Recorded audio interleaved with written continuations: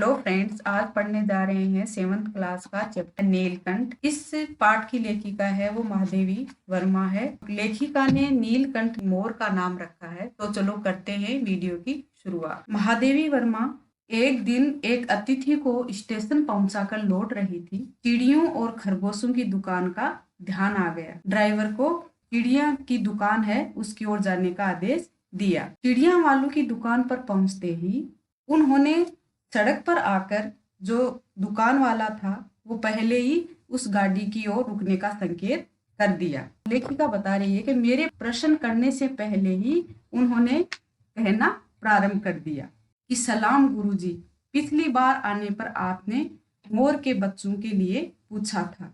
चिड़िया वाला कह रहा है लेखिका से कि शंकरगढ़ से एक चिड़ी मार 2 मोर के बच्चे पकड़ लाया है। एक मोर है और एक मोरनी, आप पाल ले। मोर के पंजों से दवा बनती है। तो ऐसे ही लोग खरीदने आए थे। आखिर मेरे सीने में भी तो इंसान का दिल है। मारने के लिए ऐसी मासूम चिड़िया को कैसे दूं? ताड़ने के लिए मैंने कह दिया गुरुजी ने मंगवाए हैं, कि मैंने ये बोल दिया कि ये तो गुरुजी ने मंगवाए हैं। वैसे ये कमबख्त रोजगार ही खराब है, बस पकड़ो पकड़ो मारो मारो। बड़े मियाँ के भाषण की तूफान मेल के लिए कोई निश्चित स्टेशन ही नहीं है। लेखिका बता रही है कि जो सुनने वाला भी थककर जहां रोक दे वही स्टेशन मान लिया जाता है। इस तथ्य से परिचित होने के कारण ही मैंने बीच में ही उन्हें रोककर पूछा, मोर के बच्चे हैं कहाँ? बड़े मियाँ के हाथ के संकेत का अनुसरण करते हुए मेरी दृष्टि एक तार के छोटे से पिंजरे तक पहुंची, जिसमें क्या था? तीतरों के समान 2 छोटे बच्चे बैठे थे। पिंजरा इतना संकीर्ण था कि वे पक्षी शावक जाली के गोल फ्रेम में किसी जड़े चित्र के जैसे लग रहे थे। लेखिका बता रही है कि मेरे निरीक्षण के साथ साथ बड़े मियाँ की भाषण मेल चली जा रही थी। चिड़िया वाला है वो लेखिका से कह रहा है कि ईमान कसम गुरुजी, चिड़ी मार ने मुझे इस मोर के जोड़े के नगद 30 रुपए लिए हैं। 12 कहाँ भाई, जरा सोच तो। अभी इनमें मोर की कोई खासियत भी है कि तू इतनी बड़ी कीमत ही मांगने चला? पर वह मुझी क्यों सुनने वाला? आपका ख्याल करके अछता पछता कर देना ही पड़ा। अब आप जो मुनासिब समझे। जो चिड़ी वाला है वो लेखिका को बता रहा है। 30 चिड़ी मार के नाम के और 5 बड़े मियाँ के इनाम के देकर उन्होंने जो पिंजरा था उठाकर अपनी गाड़ी में रख लिया। तब मानो वह जाली के चौकटे का चित्र जीवित हो गया। दोनों पक्षी शावकों के झटपटाने से लगता है कि मानो पिंजरा ही सजीव और उड़ने योग्य हो गया है। जब लेखिका घर पहुंची तो घर पहुंचते ही सब कहने लगे, तीतर है, मोर कहकर ठग लिया है। लेखिका बता रही है कि कदाचित अनेक बार ठगे जाने के कारण ही ठगे जाने की बात मेरे चिढ़ जाने की दुर्बलता बन गई। मैंने कहा, मोर के क्या सुरखाब पर लगे हैं? है तो पक्षी ही। चिढ़ा दिया जाने के कारण ही संभवतः उन दोनों पक्षियों के प्रति मेरे व्यवहार और यत्न में कुछ विशेषता आ गई। लेखिका ने पहले उन दोनों पक्षियों को अपने पढ़ने लिखने के कमरे में उनका पिंजरा रखकर उसका दरवाजा खोला और फिर दोनों कटोरों में सत्तू की छोटी छोटी गोलियां और पानी रखा। वे दोनों चूहेदानी जैसे पिंजरे से निकलकर कमरे में मानो हो गए। मोर के वो बच्चे थे, वो कभी तो टेबल मेज के नीचे घुस जाते और कभी अलमारी के पीछे।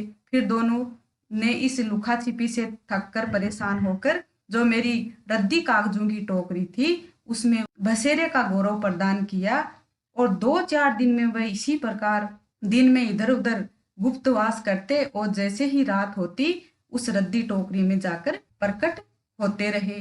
फिर आश्वास हो जाने पर कभी मेरी मेज पर, कभी मेरी कुर्सी पर और कभी मेरे सिर पर अचानक आविर्भूत होने लगे। कि खिड़कियों में तो जाली लगी थी पर दरवाजा मुझे निरंतर बंद रखना पड़ता था। दरवाजा बंद नहीं करती तो वह दोनों बच्चे बाहर निकल जाते। कि जो लेखिका की चित्रा नाम की जो लेखिका ने बिल्ली पाल रखी थी वह इस नए दोनों जानवरों के आने का पता लगा सकती थी और तब उसके शोध का क्या परिणाम होता यह अनुमान करना कठिन नहीं। लेखिका बता रही है कि वैसे तो वह चूहों पर भी आक्रमण नहीं करती थी, परंतु यहाँ तो दो सर्वथा अपरिचित पक्षियों की अनधिकार चेष्टा का प्रश्न था। इसके लिए दरवाजा बंद रहे और ये दोनों उसकी दृष्टि से एरे गेरे मेरी मेज को अपना सिंहासन बना ले। ये स्थिति चित्रा जैसी अभिमानिनी यानी जो चित्रा नाम की उसकी बिल्ली थी, वो मार्जारी के लिए ऐसा ही कही जाएगी कि मेरा जो रूम था पढ़ने लिखने का, जब वह कायाकल्प के रूप में होने लगा तो उन्होंने दोनों जानवरों चिड़ियों को पकड़कर जाली के बड़े घर में पहुंचा दिया, जो मेरे जीव जंतुओं का सामान्य निवास है। कि दोनों चिड़ियों ने वहां जाकर वैसा ही कौतूहल यानी शोर शराबा किया जिस प्रकार कोई घर में नई वधू के आने पर होता है। लक्का कबूतर नाचना छोड़कर, जो लक्का नाम का कबूतर था, वो नाचना छोड़कर दौड़ पड़े और उनके चारों ओर घूम घूम कर गुटरगु की रागिनी अलापने लगे। और जो सभ्य सभासदों के सम्मान क्रम से बैठकर जो खरगोश था वो गंभीर भाव से उसका निरीक्षण करने लगे। जैसे ऊन की गेंद उछलती है उसी तरह छोटे खरगोश के जो बच्चे थे उसके चारों ओर उछल कूद मचाने लगे। तोते हैं वो भी मानो भली भांति देखने के लिए एक आंख बंद करके उसका परीक्षण करने लगे। उस दिन मेरे चिड़ियाघर में मानो भूचाल आ गया है। इसके बाद लेखिका बता रही है कि धीरे धीरे दोनों मोर के बच्चे बढ़ने लगे और उसका कायाकल्प वैसा ही क्रम से और रंग में था जैसा इल्ली से तितली का बनना। जैसे ही मोर बड़ा हुआ तो मोर के सिर की जो कलंगी है वो सघन ऊंची और चमकीली हो गई, चोंच अधिक बकीम और पैनी हो गई, गोल आंखों में इंद्रनी की नीलाभ द्युति झलकने लगी। लंबी नील हरित गिरवा, गिरवा यानी उसकी गर्दन हर भंगिमा में धूप छाई तिरंगे उठने गिरने लगी। दक्षिण वाम दोनों पंखों में सलेटी और सफेद आलेख खन स्पष्ट होने लगे। पूंछ लंबी हुई और पंखों पर चंद्रिकाओं के इंद्रधनुषी रंग उद्दीपन हो उठे। रंग रहित पैरों के गर्वीली गति ने एक नई गरिमा से रंजित कर दिया। उसका गर्दन ऊंची कर, लेखिका बता रही है कि मोर की जो गर्दन है वो जब ऊंची कर देखना, विशेष भंगिमा के समान उसे नीचे कर दाना चुगना, पानी पीना, टेढ़ी कर शब्द सुनना आदि क्रियाओं में जो सुकुमारता और सौंदर्य था उसका अनुभव देखकर ही किया जा सकता है।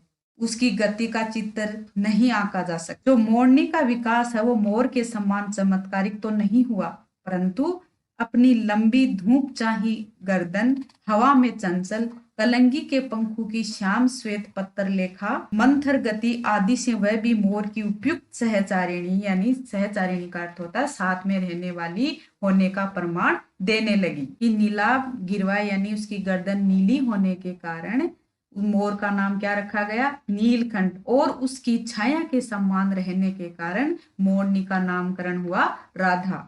लेखिका बता रही है कि मुझे स्वयं को ज्ञात नहीं है कि जब नीलकंठ ने अपने आप को चिड़ियाघर के निवासी जीव जंतुओं का सेनापति और संरक्षक नियुक्त कर लिया, सवेरे ही वह सब खरगोश कबूतर आदि की सेना एकत्रित कर उस ओर ले जाता जहां दाना दिया जाता था और घूम घूम कर मानो उसकी रखवाली करता। किसी ने कुछ गड़बड़ तो की और वह अपने तीखे चंचू प्रहार से उसे दंड देने दौड़ा। खरगोश के छोटे बच्चों को भी वह चोंच से उनके कान पकड़कर ऊपर उठा लेता। कौन उठा लेता? मोर। जब तक वे आंतरकुर्धन यानी आवाज न करते, चिल्लाते नहीं, तब तक उसे अधर में लटकाए रखता। कभी कभी उसकी पैनी चोंच से खरगोश के बच्चों का कर्णवेद संस्कार हो जाता। उसके बाद तो जो जीव जंतु थे वो क्रोधित होने का उसको कोई अवसर ही नहीं देते। दंड विधान के सम्मान ही उन जीव जंतुओं के प्रति उसका प्रेम असाधारण था। मानो प्राय वह मिट्टी में पंख फैलाकर बैठ जाता। जो मोर है वो मिट्टी में पंख फैलाकर बैठ जाता और वे सब उसकी लंबी पूंछ और सघन पंखों में छुआ छुअल सा खेल खेलते रहते थे। ऐसी ही किसी स्थिति में एक सांप जाली के अंदर पहुंच गया। सब जीव जंतु भागकर इधर उधर छिप गए। केवल एक शिशु खरगोश सांप की पकड़ में आ गया। आ गया। निगलने के प्रयास में सांप ने उसका आधा पिछला शरीर तो मुंह में दबा रखा था, शेष आधा जो बाहर था उसे जो खरगोश का बच्चा है वो ची ची का स्वर भी इतना तीव्र नहीं निकाल सकता था कि किसी को स्पष्ट सुनाई दे सके। नीलकंठ है यानी जो मोर है वो दूर ऊपर झूले में सो रहा था। उसी के चौकन्ने कानों ने उस मंद स्वर की व्यथा पहचानी और वह पूंछ पंख समेटकर सर से एक झपटे में नीचे आ गया। संभवतः अपनी सहज चेतना से ही कि उन्होंने बड़ी सावधानी से ये समझ लिया कि सांप के फन पर चोंच मारने से तो खरगोश भी घायल हो सकता है। मोर ने क्या सोचा कि उसने सांप को फन के पास पंजों से दबाया और फिर चोंच से इतने प्रहार किए कि वह अधमरा हो गया। ऐसा होते ही जो सांप का मुंह है वो ढीला पड़ा और ढीला पड़ते ही खरगोश का जो बच्चा है मुंह से बाहर निकल आया, परंतु निश्चेष्ट सा वहीं पड़ा रहा। निश्चेष्ट यानी चेष्टा न करने वाला। राधा ने सहायता देने की आवश्यकता नहीं समझी, परंतु अपनी मंद केका से किसी असामान्य घटना की सूचना सब ओर प्रसारित कर दी। लेखिका बता रही है कि जब माली पहुंच गया और हम सब आ गए, उसमें जो मोर है नीलकंठ जब सांप के 2 खंड कर चुका था तब उस शिशु खरगोश के पास गया और रात भर उसे पंखों के नीचे उष्णता देता रहा। कार्तिकेय ने अपने युद्ध वाहन के लिए मयूर को क्यों चुना होगा, यह उस पक्षी का रूप और स्वभाव देखकर समझ में आ जाता है। मयूर कलाप्रिय वीर पक्षी है, हिंसक मात्र नहीं, इसी से उसे बाज, चील आदि की श्रेणी में नहीं रखा जा सकता, जिनका जीवन ही क्रूर कर्म है। नीलकंठ में उसकी जातिगत विशेषताएं तो थी ही, उनका मानवीकरण भी हो गया था। मेघों की सांवली छाया में अपने इंद्रधनुष के गुच्छे जैसे पंखों को मंडलाकर बनाकर जब वह नाचता था तब उस नृत्य में एक सहजात लय ताल रहता था। आगे पीछे दाहिने बाएं क्रम से घूमकर वह किसी अलग से सम पर ठहर ठहर जाता था। राधा नीलकंठ के सम्मान नहीं नाच सकती थी, परंतु उसकी गति में भी एक छंद रहता था। वह नृत्य मगन नीलकंठ की दाहिनी ओर के पंख को छूती हुई बाईं ओर निकल आती थी और बाएं पंख को स्पर्श कर दाहिनी ओर। इस प्रकार उसकी परिक्रमा में भी एक पूरक ताल परिचय मिलता था। नीलकंठ ने कैसे समझ लिया कि उसका नृत्य मुझे बहुत भाता है और ये तो नहीं बताया जा सकता, परंतु अचानक एक दिन वह मेरे जाली घर के पास पहुंचते ही अपने झूले से उतरकर नीचे आ गया और पंखों का सतरंगी छाता तानकर नृत्य की भंगिमा में खड़ा हो गया। तब से यह नृत्य भंगिमा नित्य का कर्म बन गई। लेखिका बता रही है कि प्राय मेरे साथ कोई ना कोई देशी विदेशी अतिथि भी पहुंच जाता था और नीलकंठ की मुद्रा को अपने प्रति सम्मान पूर्वक समझकर विस्मयाभिभूत हो उठता था। कई विदेशी महिलाओं ने उसे परफेक्ट जेंटलमैन की उपाधि दे डाली। जिस नुकुली पेनी चोंच से वह भयंकर विषधर को, भयंकर विषधर यानी जो सांप था, उसको खंड खंड कर सकता था, उसी से मेरी हथेली पर रखे हुए भुने चने ऐसी कोमलता से होले होले उठाकर खाता था कि हंसी भी आती थी और विस्मय भी होता था। फलों के वृक्षों से अधिक उसे पुष्पित और पल्लवित वृक्ष भाते थे। बसंत में जब आम के वृक्ष सुनहली मंजरियों से लद जाते थे, अशोक नए लाल पल्लों से ढक जाता था, तब जाली घर में वह इतना अस्थिर उठता कि उसे बाहर छोड़ देना पड़ता। नीलकंठ और राधा की सबसे प्रिय ऋतु तो वर्षा ही थी। मेघों के उमड़ आने से पहले ही वे हवा में उसकी सजल आहट पा लेते थे और तब उनकी मंद केका की गूंज अनुगूंज तीव्र से तीव्रतर होती हुई मानो बूंदों के उतरने के लिए सोपान पंक्ति बनने लगती थी। जब मेघ के गर्जन के ताल पर ही उसके तन में नृत्य का आरंभ होता और फिर मेघ जितना अधिक गरजता, बिजली जितनी अधिक चमकती, बूंदों की रिम झिमाहट जितनी तीव्र होती जाती, नीलकंठ के नृत्य का वेग उतना ही अधिक बढ़ता जाता और उसकी केका का स्वर उतना ही मंद्रतर होता जाता। जब वर्षा थम जाती तो वह दाहिने पंजे पर दाहिना पंख और बाएं पर बायां पंख फैलाकर सूखा था। कभी कभी वे दोनों एक दूसरे के पंखों से टपकने वाली जो बूंदें हैं, बूंदों का चोंच से पी पी कर पंखों का जो गीलापन है वो दूर करते रहते। इस आनंद उत्सव की रागिनी में बेमेल स्वर कैसे बज उठा, यह भी एक करुण कथा है। महादेवी वर्मा कह रही है कि एक दिन मुझे किसी कार्य से नखास कोने से निकलना पड़ा और बड़े मियाँ ने पहले के समान कार को रोक लिया। इस बार किसी पिंजड़े की ओर नहीं देखूंगी, यह संकल्प करके मैंने बड़े मियाँ की विरल दाढ़ी और सफेद डोरे से कान में बंदी ऐनक को ही अपने ध्यान का केंद्र बनाया। पर बड़े मियाँ के पैरों के पास जो मोरनी पड़ी थी उसे अनदेखा करना कठिन था। मोरनी राधा के समान ही थी। उसके मूंछ से बंधे दोनों पंजों की अंगुलियां टूटकर इस प्रकार एकत्रित हो गई थी कि वह खड़ी ही नहीं हो सकती थी। लेखिका बता रही है कि जो चिड़िया वाला था बड़े मियाँ, उसका भाषण में वो फिर दौड़ने लगा। देखिए गुरुजी, कमबख्त चिड़ी माँ ने बेचारी का क्या हाल किया है। ऐसे कभी चिड़िया पकड़ी जाती है? आप न आई होती तो मैं उसी के सिर पर इसे पटक देता, पर आपसे भी ये अधमरी मोरनी ले जाने को कैसे कहूँ। सारांश यह है कि 7 रुपए देकर मैं उसे अगली सीट पर रखवाकर घर ले आई और एक बार फिर मेरे पढ़ने लिखने का कमरा अस्पताल बना। पंजू की मरहम पट्टी और देखभाल करने पर वह महीने भर में अच्छी हो गई। अंगुलियां वैसी ही टेढ़ी मेढ़ी रही, परंतु वह ऊंट जैसे पंजू पर डगमगाती हुई चढ़ने लगी। तब उसे जाली घर में पहुंचाया गया। उस मोरनी का नाम कुब्जा रखा गया। नाम के अनुरूप यह स्वभाव से भी कुब्जा ही प्रमाणित हुई। अब तक नीलकंठ और राधा साथ साथ रहते थे। अब कुब्जा उन्हें साथ देखते ही मारने दौड़ती। चोंच से मार मार कर उस राधा की कलंगी नोच डाली, पंख नोच डाले। कठिनाइयां ये थी कि नीलकंठ उससे दूर भागता था और वह उसके साथ रहना चाहती थी। न किसी जीव जंतु को उसकी मित्रता थी और न वह किसी को नीलकंठ के समीप आने देना चाहती थी। उसी बीच राधा ने 2 अंडे दिए जिनको वह पंखों में छिपाए बैठी रहती थी। पता चलते ही कुब्जा ने चोंच मार मार कर राधा को ढकेल दिया और फिर अंडे फोड़कर ठूंठ जैसे पैरों से सब और छितरा दिए। इस कलह कोलाहल से और उससे भी अधिक राधा की दूरी से बेचारे नीलकंठ की प्रसन्नता का अंत हो गया।